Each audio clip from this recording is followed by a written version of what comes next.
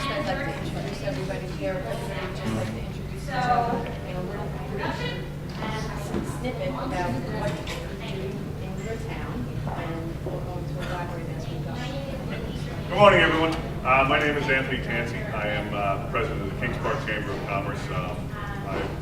Over the last year and a half, been working with the Kings Park Civic Association and trying to create a vision plan for downtown Kings Park.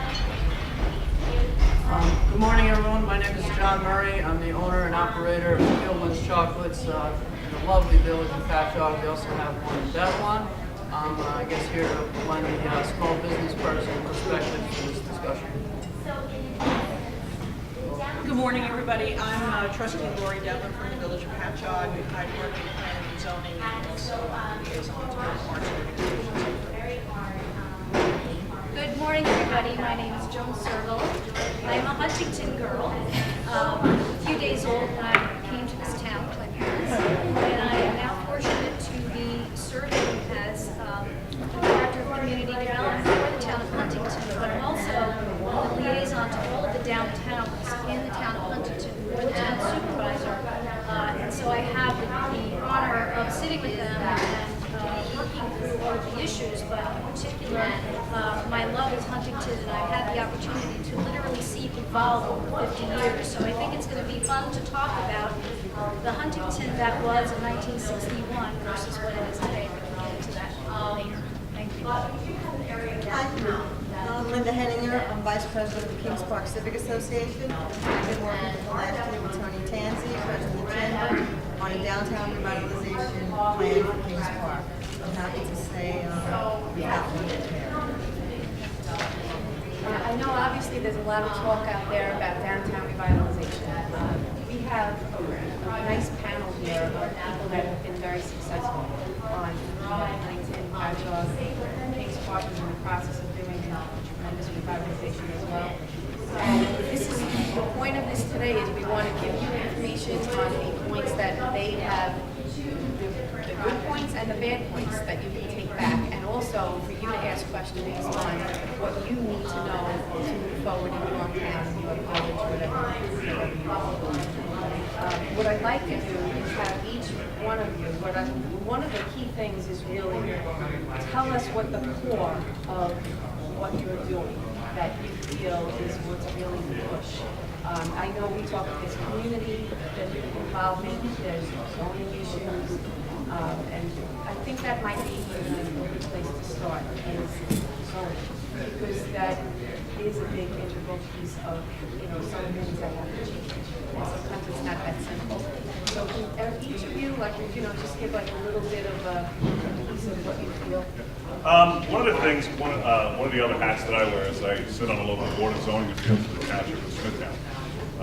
And one of the things that I've seen throughout my tenure, I've been on that board for about a little over 10 years, and there's opposition to almost every application. Literally every single application there is opposition. Depending on how big the application is or how important the application is, depends on the amount of opposition to it. One of the things that we had done about a year and a half, 2 years ago, was get together with the Civic Association, because the opposition usually comes from a place from those most affected, even though it may not have any interest to 95% of the rest of the town, or it may actually be in the best interest of the rest of the town. So you need to kind of look at it through a filter that says, all right, are people opposed to things because it's right in their backyard, or are they opposed to it because it's bad?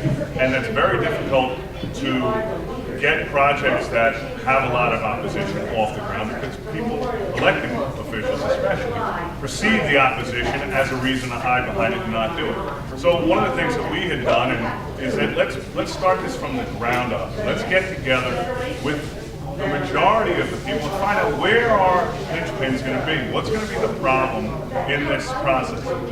And I think, at least from my perspective, the greatest success that we've had is building community support for a project and finding out what it is that are the real problems and finding out what it would take to get over those hurdles. At least from our perspective, I think zoning is the tool to be used to make these things work. And when you show the people that are in government, hey, these are what the real issues are. You you may think that these are, but it's really not. And when you show them that the real issues they think are really aren't issues at all, I think they're going to respond to that. I'm not in government, but obviously with my business, I have interacted with zoning. And one example I have is everyone talks about the vision and the future here. I really think zoning laws kind of need to evolve over time. And one law I encountered might have prevented me from opening in one of the villages that I now do business in. We've done a lot of great things in. But the village leadership took a look at that prohibition and said, at the time this made sense for where we were. Moving forward, we have to evolve this. So if anyone here is involved in zoning, I don't think you should view it as set in stone whatsoever, because times change and the needs of your municipalities have to change. We would have been prevented in one of these towns from doing what we did, but they were bright enough to realize that it's time to look at that again. So if you're writing these codes, I would just consider that they shouldn't be set in stone. We had 3 projects in Patchogue that really helped turn the village around. These were all housing projects. We had Copper Beach Village, which was the first 50% affordable housing. It was a group of properties that were predominantly zoned business, E2 business. This was right outside of our main street. That needed to be completely rezoned, and we did sort of a redevelopment district working with the developer, so it was a custom-made district. We did the same thing with New Village, which is where the Sweezy department store, 291 apartments, mixed use, very, very large project. Again, we had to totally redo the zoning code and make a downtown redevelopment district. And again, we worked with the developer, with our attorneys, with their attorneys, to come up with a custom plan. And then finally, in the south end of Patchogue, where we had some dilapidated rooming houses in an area that was really zoned as residence professional, and we put in condominiums there. And again, that needed to be completely custom done for that area. In each case, we had objections, and in each case, the biggest objection was density. And the mayor always says density is a product of design, I think is how he puts it. But what we did was we went to each developer and said, you need to make this look beautiful. And if you make it look beautiful and you spend the additional money on the architectural features, we'll give you that additional density. Is you have to do that with profitability, the developer, to give you what you want. And when you have the right kind of design, the density is not really that apparent because people are so fearful when they hear units per acre. You can't really talk about units per acre. You have to talk about the big picture. So that's what we talked about. And we had opposition. But Paul, our mayor, also says you have to be willing to lose an election and to exercise leadership. And so that's what we do. And now everything is built and nobody has any objections except the party. Whoops, that's a tough one for us. In the town of Huntington, zoning is not so much of an issue because we're lucky to have the existing infrastructure of the Huntington Village area since the turn of the century. So the only thing I would say about zoning, and if you're out there and you want to get involved, is that zoning is a living, breathing animal. And what happens at a very grassroots level in Huntington is we have multiple groups that meet. We have the physical infrastructure of Huntington Village, but we also have human infrastructure that's made up of the Huntington Chamber, the Huntington Village Business Improvement District, and various other groups. And we also have committees in government, of which I sit on all of them. And we talk about what's happening, evolving downtown, this animal that's changing from year to year based on the way we change the way we live. And so I see myself as a technician that brings back that information and informs town government leaders as to what needs to change so that growth can continue. So if you're out there and you're looking to make change in your community, I would say find an organization out there that is speaking to government, and if there isn't one, create one and start the dialogue and bring in all the right people to talk about those things. And it's not a conversation that's just a one-ended conversation. It's an ongoing dialogue. Because right when you solve one problem, you've created another. Ergo, in the town of Huntington, everybody loves the Paramount.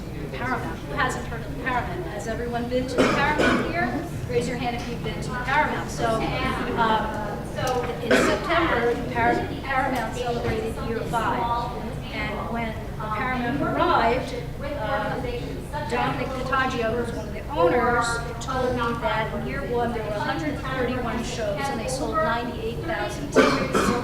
Now in year 5 there have been 170 shows and 158,000 tickets sold. Okay, private events, year 1, they had 8. Year 5, they're now at 90 plus. So it's become a very popular venue, and along with it, we've developed a parking growth. It's not all of Paramount's fault. We're a growing village, but Paramount has created some impacted parking on certain peak nights. So, yes, just getting back to the zoning a bit, I want to just respond a little bit to what Lori's saying. The town of Huntington, in terms of residential, we don't have any zoning obstacles because our code allows in the commercial district C6 in all of our hamlets that you can build apartments above. And the only limitation in terms of density is how many apartments you can fit with above the footprint of your retail up to 45 feet in height. So we are seeing now a proliferation of apartments, literally hundreds that are being built. If you visit Huntington, you're seeing it's literally growing vertical. And those are apartments. And I don't want to dominate here, but I did spend time speaking to one of our most aggressive apartment builders, and he had some interesting things to tell me about sharing. Tony Cupboard for Kings Park. Just briefly, we're in the first few chapters, the first 2 or 3 chapters of our book. So the discussion about where we're going to go for zoning, we don't know yet. But I do just want to echo, and if you want to talk to us later about, everyone goes get the community involved, you have to know how, what really works. And that's something that we all found, we went back and forth for a few months on the best way to do it, and sometimes we butted heads on it, and sometimes we agreed, but finally consensus, and it really worked for our town. So if anyone's ever interested, or maybe we can talk in detail about it later, but having the community behind this plan, especially in the town of Smithtown, is a good thing. Sometimes people think of Kings Park as the town that time left behind, or the town of Smithtown left behind, whichever you want to say. But having the community behind a solid plan is really something we think is going to push us over the finish line. The next thing I want to talk about is parking, because it obviously is an issue. We just had a meeting on Monday, the downtown revitalization with the county. Mitch Cali was one of the guest speakers. And what really he wanted to get out, which was perfect timing, so that I can communicate this to you, is that there is currently $50 million out there. There's a pot of money for parking garages. Okay? Now, they have to be in downtown areas, and they have to be obviously train stations. Okay, so for the towns and villages out there that do have a train going through, there is money out there that is available. So you have to basically tap into the information, and you have to reach out to them at the MTA, who's on the MTA. So that is a concern. So what has changed in Huntington is like you're saying about, like, you have a theater that comes in, and all the departments come through where you live. So people are realizing the next phase of that is push those ugly orange signs at all that, or Starbucks. So you said you're addressing it, and from what I understand, Huntington is also in the process of putting parking garages. We are studying that. We're moving in that direction. But it's not as simple as it sounds. There's funding issues, and years ago I actually explored that in federal transportation. That's been around for a while, and we can't make the argument because we're too far from the train station, so we don't have that connectivity. So we have to get creative in other ways to do it. And we are doing that again by having ongoing dialogue with a committee that was formed by the supervisor that includes Huntington Chamber members, Huntington Village BID members, other technicians in government, in building, in planning, myself, and merchants. we're really feeling the impact. And again, we need to hear what's happening. And the concern in Huntington is that we really have we get this hit on those peak nights. If you come into the village earlier in the week, you're very likely going to be able to find a spot. You're going to have to circle around a little bit if you're going to have to find a spot. We did a parking study, about 4 or 5 years ago, and our consultant told us that before you really think about building a parking garage, try to implement some ideas to first see if you can manage parking, because really it's a management issue. What we were finding was a lot of our own merchants, store owners, were taking a premium on street parking. And Lori's shaking her head because obviously that's not something that's unique to Huntington, and employees, and so we increased the meter fees on the main streets, Main Street and New York Avenue, and a little bit on the side streets to drive the all-day parking into the lots that are free. So now we seem to have tackled that, right? So if you drive into Huntington Village, you're probably going to find an on-street parking spot right now, versus a few years ago you would not, because it was so inexpensive to park in premium spots. But now we're talking about this notion about a parking garage, that people are going to have to pay to park. And so you can't have free parking in your lots if you have a parking garage that people are expected to pay, because you're going to have to finance the parking garage. So now we're moving into the direction we're talking about monetizing all parking in Huntington. And I think by and large, the merchants are in favor of that. They understand that we're at that point. It's been a flashpoint for a lot of years, but we're moving ahead. Everybody realizes Huntington Village has grown up. It's not the little downtown that just served the outlying neighborhoods for convenience shopping that it was when my family moved to Huntington in '61. It's now a downtown regional destination. And we are, and you either sink or swim in that type of an environment. So we are looking at various creative mechanisms. Because of the tax cap, we would have to service a bond that we would take out to construct a garage. The town just did it with GO bonds, and we would need about $1.5 million a year to service that bond, which we could not come up with based on a tax cap. The town has pierced the tax cap this year, but there are still other expenditures in the pipeline that we need to address. So it's an ongoing discussion. We are looking at updating that study I spoke of earlier, because since it was done, we literally have 100 more apartments or more in the village, and the zoning board is granting variances to them. So again, it's a constant discussion, but we hope that in this year we can come up with some solid solutions and get moving on it. I'd like to bring just a couple things up. One, I had the pleasure of actually building a few apartments in downtown Huntington over the last several months. And one of the things that we didn't build was parking. So I think that is going to exacerbate the situation. And unless,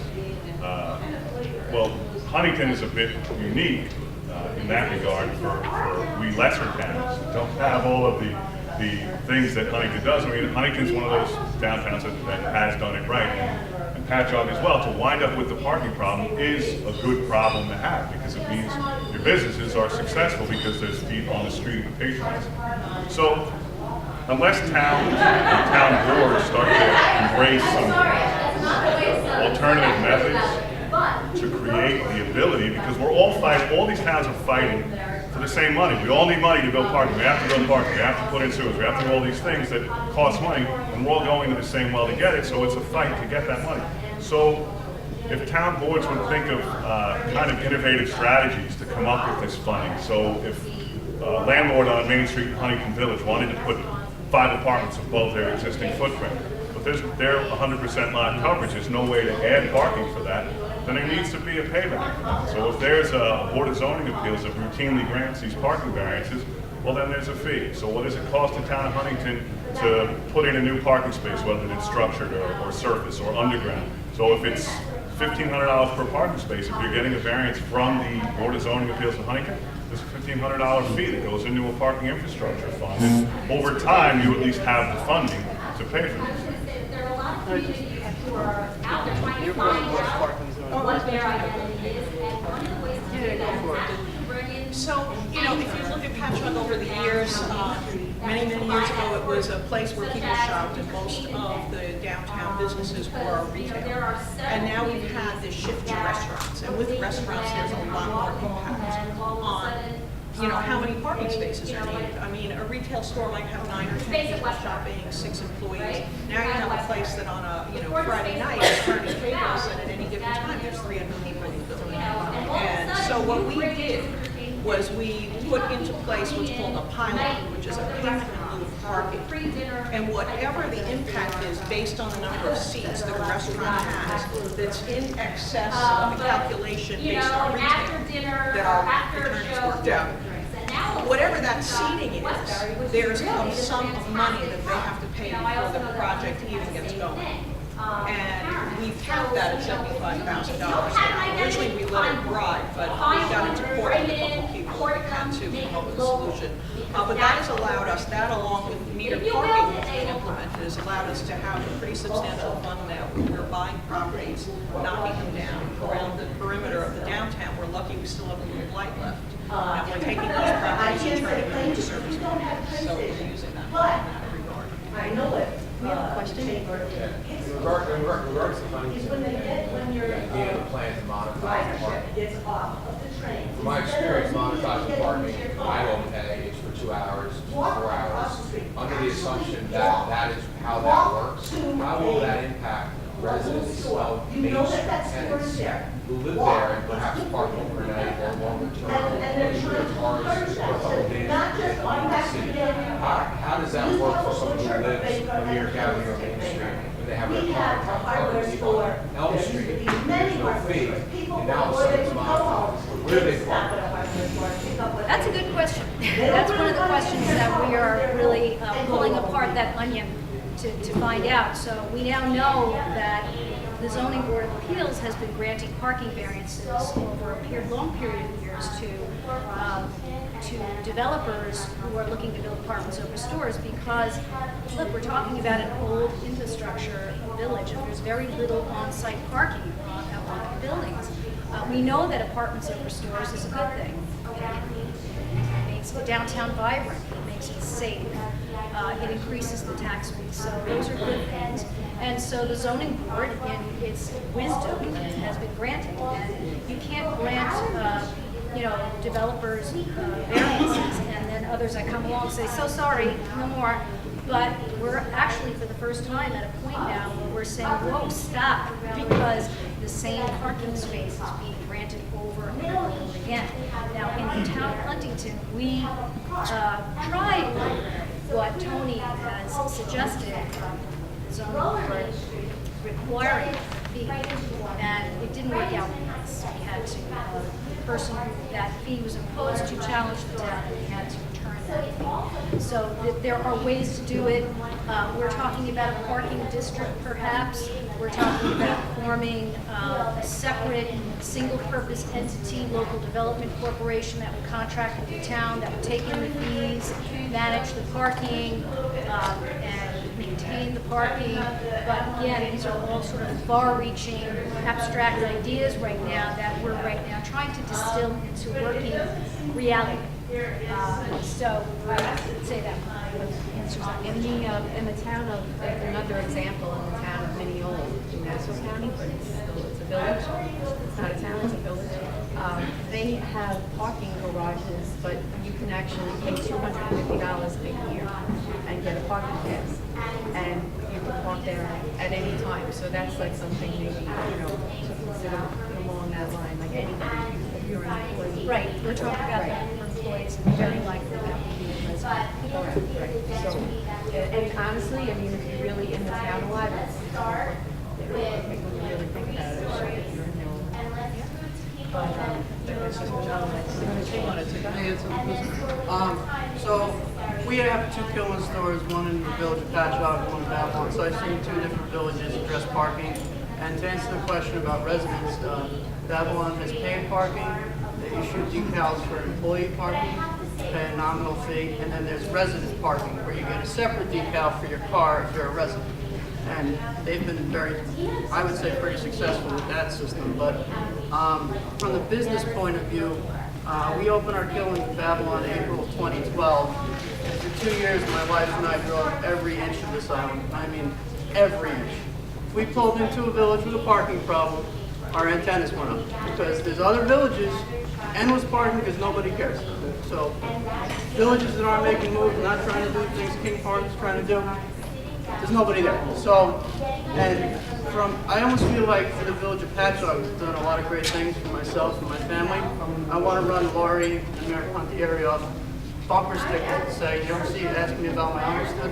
I want them to say, ask us about our parking problem. Because that would be hysterical. But I'm tired as a business person of listening to other business people complain and blame parking for why their business is not doing well. That's called transference.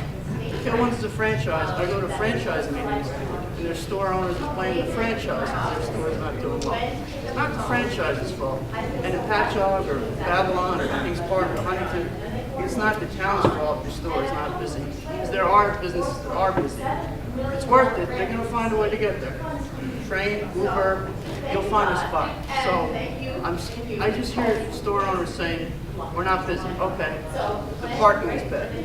Well, your billboard lights are out, your window display looks horrible, you sit on your butt most of the day. So the parking issue, I had enough of. So if you're in business, you're looking to open a business, find the parking issues and set up shop there, because that's where you want to be. I love you, John. I do want to add, in Kings Park, we talk about parking a lot. We don't have a lot of space to play with. But we always say, when we look at Huntington, if there's a destination, people will walk. So I go to the Paramount, and I'm always late. So there's never a spot. So I'm always going almost to Panera, I don't care. And then I'm hiking myself to the Paramount, and I don't really complain. So if you can have a really good destination, a place people want to go, they'll walk, and it's good for them. Well, let's talk a little bit about what's successful in downtown, which is what Mr. Pastorelli, the owner of Value Drugs, who had an anchor store in Huntington Village and also in Greenville and actually throughout the metropolitan and tri-state area. We talked a little bit about that. And if you walk through Huntington Village, what do you see mostly of? What do you see mostly? I'd say it's 50% restaurants and bars, right? Gift stores, they're kind of going away. People are going to the mall for gift stores. Surprising success by an olive oil store in Huntington Village. You walk in, you take your bread, you dip it in. You can't do that online. That's the problem, because we're talking about online shopping. People are doing there. They don't want to even get in their car. Forget about not being able to find a spot. They don't even get in their car in the first place. So how does a small retailer compete with that? So Pete Pastorelli's answer is, if you add a component of an online shopping to your retail, so you bring the customer in, you get them in, they start buying your products, and now you say, hey, by the way, you can buy from me as well online. That really helps a lot.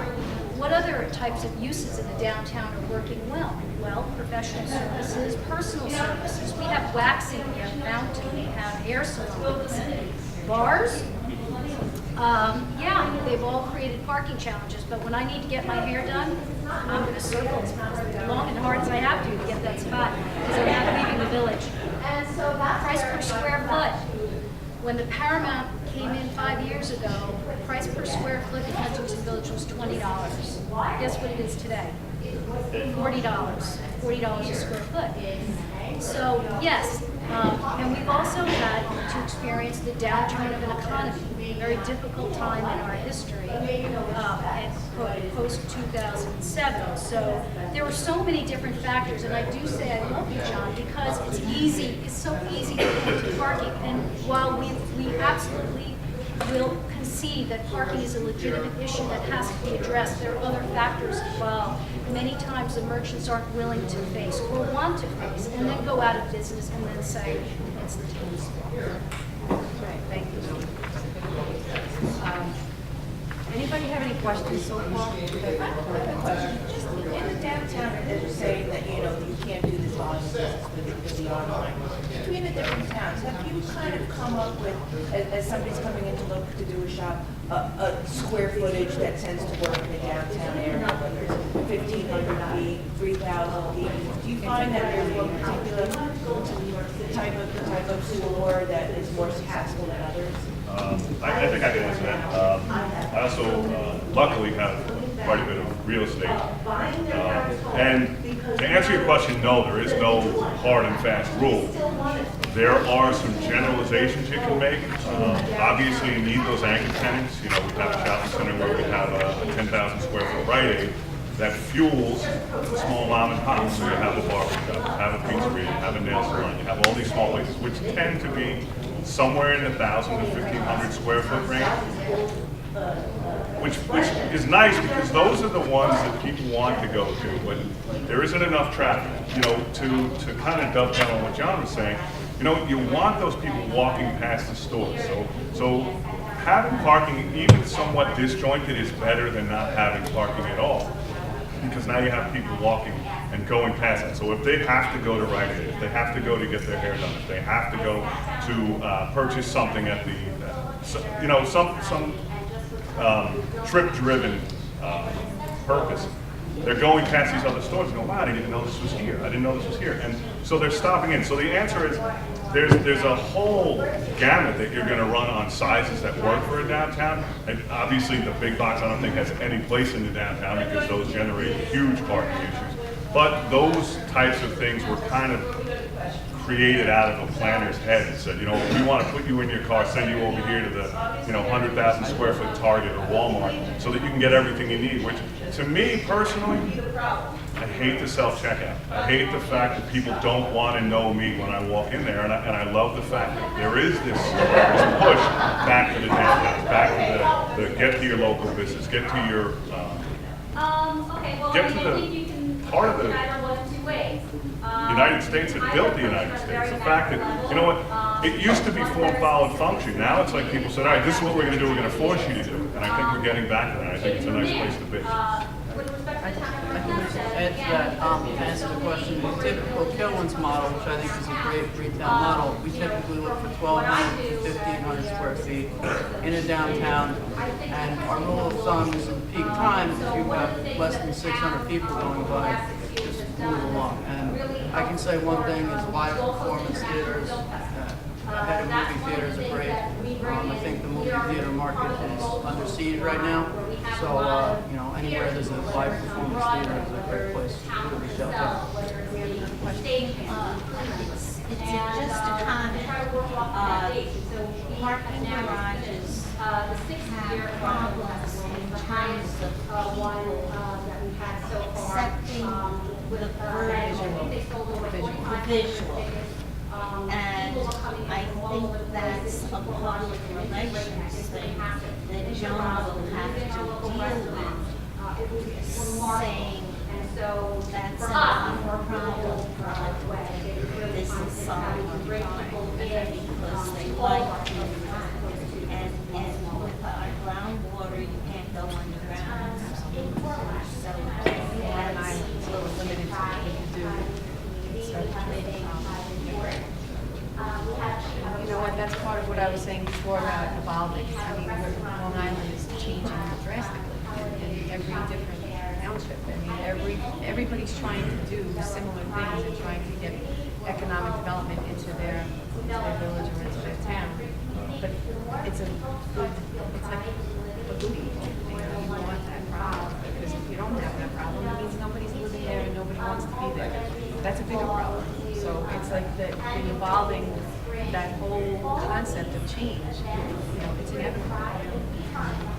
That's what, going back to, let me just touch on also, last year, just so that everybody's also aware, Suffolk County had a $600,000 pot of money for the grants. They were obviously applied for the grants, but chambers can apply for the grants, civics can apply for the grants, but obviously do it to try to, you know, be in it to win it, basically. It's the same concept, but the money is there. We had around 14, there were 14 out of, I believe, 23 applications that are being submitted to the legislature actually within the next couple of weeks. That 13 of those 14 are going to be fully funded and one will be partially funded. And just for next year in 2017, round 15, there's going to also be $600,000 that's available. That you should reach out and talk to your, if you're in the chamber, talk to your chamber president. Make sure that they're putting an application in. I have, just so you that you can know, January 10th, the applications are being released. They're going to be emailed out and mailed out to all of the chambers around the cities. It's very close. It's around the corner. So just to keep that in mind, because they give you just statistically what's good for you. There's going to be on January 31st an hour training because a lot of these applications that come through, there are mistakes on them. And we've been tweaking the guidelines on there, and we try to make it as clear as possible. But if the application isn't followed correctly, then it has to be, put to the side, unfortunately. On January 31st, there's going to be a training program. We had it last year. We had 2 sessions last year. We're going to have another one. The second one, it'll be held at the Dennison Building at 2:30 on January 31st. And on February 15th, there'll be after hours at 6 o'clock. There'll be a training. So if anybody would like to, attend that, so that you fill out the applications properly and they don't get disqualified, it's helpful. It's beneficial. And the application date will be due on May 26th of 2017. So you do have time. I mean, there's, January and May is a big chunk of time, but believe it or not, it goes pretty quick. So I just want to give everybody a heads up about that. Does anybody have any questions out there? Any concerns or comments?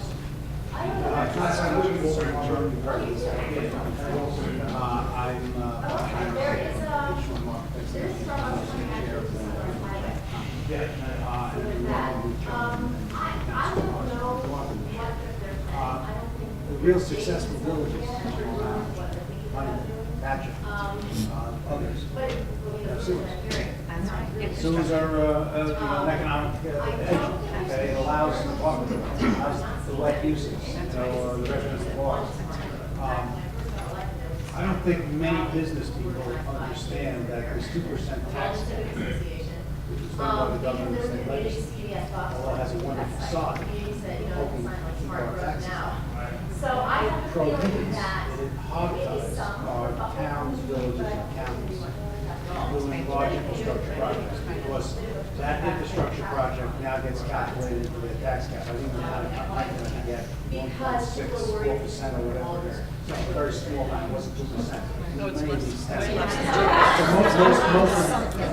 Most of these, That's right. the tax cap, most of the money that we're increasing goes to the increased cost of, the healthcare, where everybody the state legislature passed this 2% tax cap, allowed 2 entities in the state of New York to be exempt from these capital projects being calculated in the tax cap. And those entities were the city of New York and every school district in the state. That's why you see bond issues being proposed by school districts, because the 2% tax cap, their calculation of these bond acts did not get calculated into their, and you all know the largest chunk of our real estate taxes are schools. So it really made very little sense. I know that the supervisor of Huntington and many other elected officials were trying to get people chambers of commerce and business people to ask the government to allow the same variance that the school districts have and the city of New York has, which is a referendum. Town of Huntington wants to build a parking garage, put it out for the voters. The voters vote it down. No. The voters want it, and it gets calculated outside. Open space is an issue. We can't do open space. The town of Huntington wanted to create a parking district. That creation of the parking district pushed it over the tax. Insane. I know that Huntington Station did, which had certain boundaries to it, wanted to expand the boundaries up to Jericho Turnpike in order to get more income to be able to do the work. Couldn't do it because it violated the tax cap.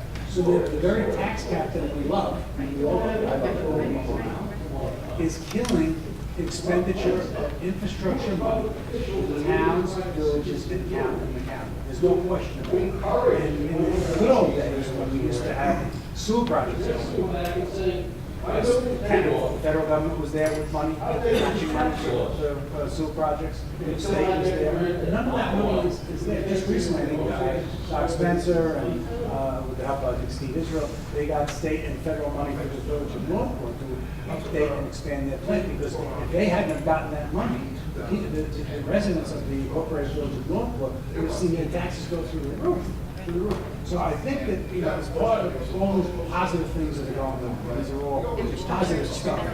Expenditure of infrastructure and allowing the community to express itself by putting a plan together and allowing it to be put up for a vote, yay or nay, is very, very important. I think that, frankly, the chambers of commerce, business leaders, we ought to be screaming for our local officials to really, to our state officials, to see if there's a variance that can be made to the taxpayer. The point that Tom is making goes for not only parking garages, but our bond referendum. We have a state's parking bond referendum that has been passed by over 73% of voters of referendum. And that is not, that's exempt. If voters choose to be taxed for something,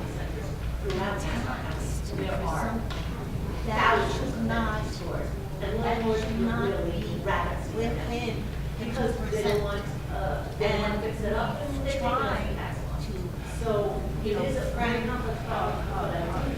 our supervisor, has talked about this constantly, but it doesn't happen. Can I throw something in to lighten up this very heavy conversation? So what is it that downtowns can do now, without very little money, to liven things up? And I'm sure many of the downtowns partners would say that they've done the same things, but we just had a holiday parade Saturday after Thanksgiving to celebrate Small Business Saturday with gingerbread judging contest where the gingerbread houses were displayed at Paramount at a jewelry store that is now vacant, floats and lights and entertainment. We have, it's ambiance. When you drive through, maybe you're traveling throughout the country and you drive through downtown, what is it that makes you stop and say, wait, I'm parking my car and walking around? It's the visuals. It's like that feeling of charm of the street lights and the bricks, and maybe there is music. The town board every year waives the parking meter fees for a holiday. Allows the bid to use, the Huntington Village bid has a speaker system and they're playing the holiday music that helps attract people into the village. There are street closures and sidewalk sales. People love to be outdoors in the good weather. We allow the merchants to bring all their merchandise out onto the sidewalks, and there's music, live music, and food, and people just love that. It's like an old-fashioned, feeling, and it's difficult, no question. We have an antique tailor loft in Huntington Village, and there's one at the mall.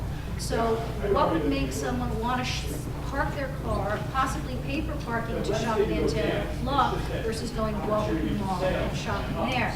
So we believe that these are some of the things. And holiday parade, Halloween parade, all the kids dress up and they trick or treat. The bid buys candy, and the kids go trick or treating from store to store. It brings them in.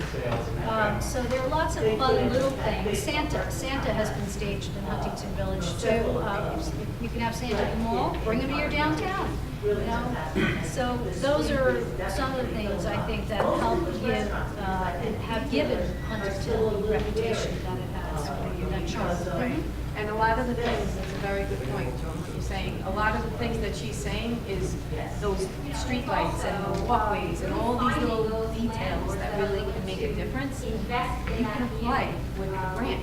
You can actually apply. We did that in my town. I was the president of my chamber and I got the street for a long time. We did that in Patchogue too. That all came from downtown revitalization. Those two beautiful walkways. From those grants. So, what an application. What do you see in the horizon for, let's say, Patchogue as far as building more apartments? You look at the towns, you see the village, you know what's happening, like you said, there's all these great projects. Do you think that there's an end to that race in the next year, 5 years, 10 years? We all have seen statistics on the ratio of rental units to single-family homes on Long Island and needing more affordable apartments for young people after college. Do you see and want, from a municipality standpoint, more apartments in these downtowns, specifically Patchogue? In Patchogue, I don't see, I always say we had a great natural resource, which was blight, that allowed us to build what we built. A lot of vacant land, a lot of underutilized land. But now those remaining parcels that would fit that definition we're considering for surface parking. So I don't see where you're going to have the type of projects that we've done happen again anytime soon. Large scale. Large scale. But what we do have happening now is on the western end of the downtown Brookhaven Hospital had a large building. It was walking distance from New Village.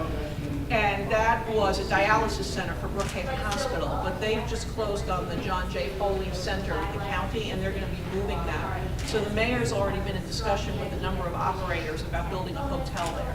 So that's the next piece that we really see that we need, because all the hotels are up on the highway, not even Sunrise Highway, they're up on the expressway or Betts Highway. And we have nothing in that South Shore corridor, probably from Oakdale to Belport, if someone has a wedding or even business function. So we really feel that that's something we need. And then just to the west of that. Yeah, so it's in between Briarcliff. So Briarcliff is closing, and Blue Point Brewery is taking the entire building. So that's going to become a destination. So going from New Village West, our plan is to have a hotel across the street, and then you have Blue Point Brewery. The county is doing some work with the intermodal transportation that's going to be going down Nichols Road, and its endpoint will be the Patchogue train station. So it's going to go right through that area, and that's starting to move forward in its planning stages. But the opportunities exist for housing in Patchogue for young people is you can still find a house that needs work for under $300,000, and be up south of the downtown, which is where I live. There's still a lot of housing stock that could really, appeal to somebody who's young and handy. Just to add to that, sorry, I see in my store, whoever's involved in real estate, just to echo Lori, the dynamic growth of the probably 40 and under population in the village of Patchogue is not to be understated. I looked at a lot of statistics, and I don't think the demographics have quite caught up on it yet, but in terms of where these people are going to live, the services they need, their families, perhaps building communities, residential, homes. I think there's a lot of fertile ground in Patchogue, and I think that will be the second wave of things. We do have an assisted living project. There was a vacant parcel. It's almost across the street from John's store. Walking distance to the theater in the central business district. It's assisted living and then aging in place into a nursing home component. So that's going to be huge to put feet on the street, because they'll be visitors. The people who initially move in there will be healthy, and they'll be able to walk to the library, the theater, and the restaurants. Right. Can I just answer that question? I think there's a saturation level for everything, but there seems to be an insatiable thirst for apartments in Huntington Village, as evidenced by apartments, luxury apartments being constructed that are being rented before the building is put in CO. And we're talking about $3,000 for a two-bedroom, 1,000 square foot, and $3,500 for a larger two-bedroom. What we do feel we need, and as part of my conversation with one of the Paramount owners, is more affordable housing as well to be incorporated into that. Paramount has about 200 young people and they need a place to live.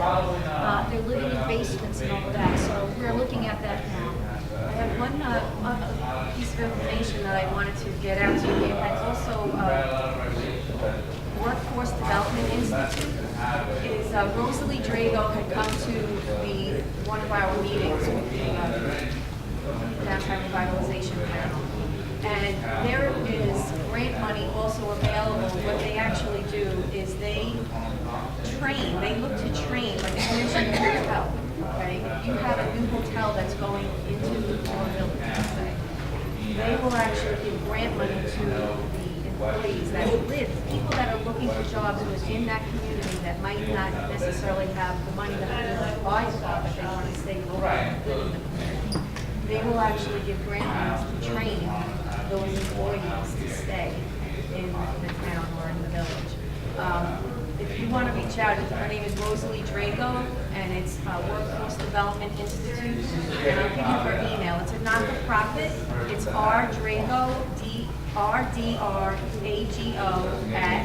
@WDINY.org.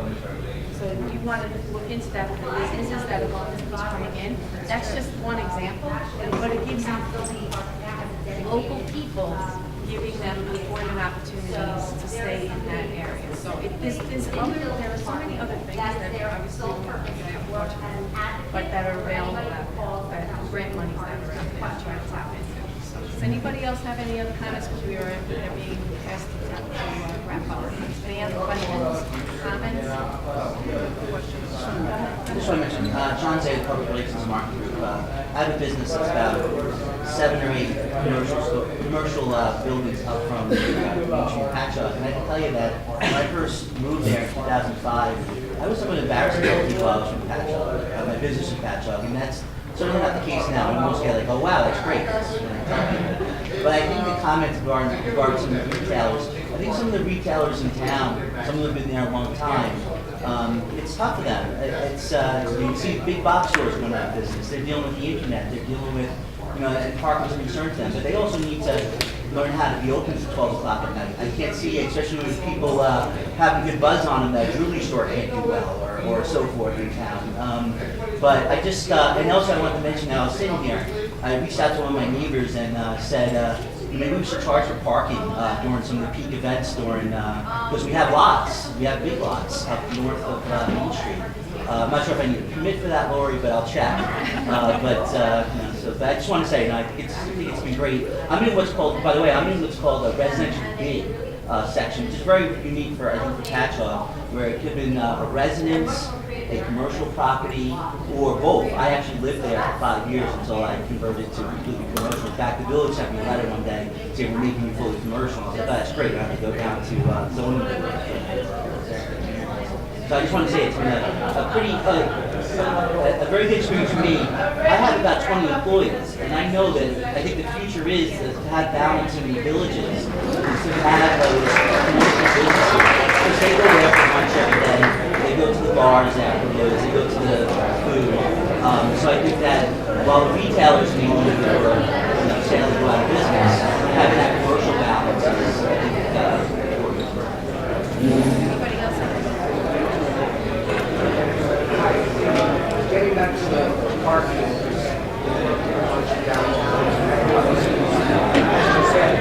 as the towns get better, people start complaining about the parking and the alley and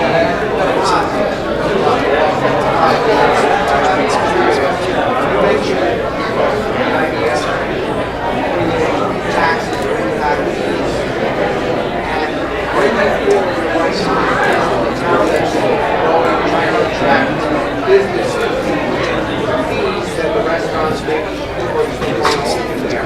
When do you think is the right time for the town's growth? Everything a lot of retailers want to be out there. Other times they're still growing.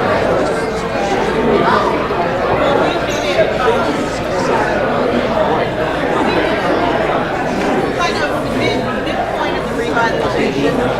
So we still have a lot of spaces that are available. We're already seeing parking credits. I present.